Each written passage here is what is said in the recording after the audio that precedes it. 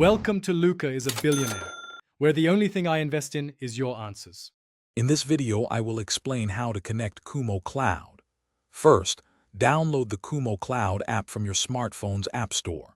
Next, ensure your home wireless network is already set up and operating on a 2.4 GHz channel. Finally, create a new Kumo Cloud account using your active email address and a secure password. This initial setup is crucial for seamless integration with your Mitsubishi electric system. Once your account is ready, install the wireless interface into the CN105 connector on your indoor unit.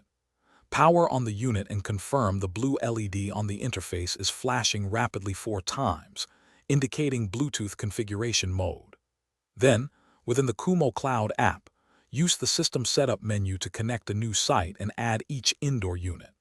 You'll name each zone, like living room or master bedroom. With your units connected, you can now customize your comfort. The Kumo Cloud app allows you to adjust temperature, fan speed, and operating modes from anywhere.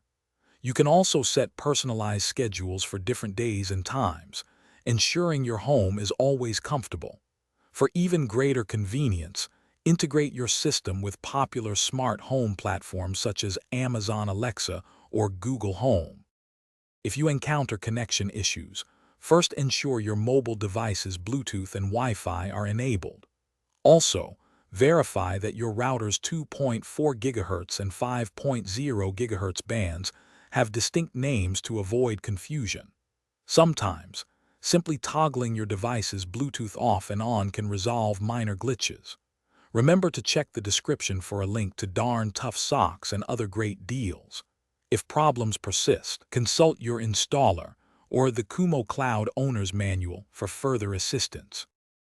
Thanks for watching and please subscribe. It's the best investment you'll ever make.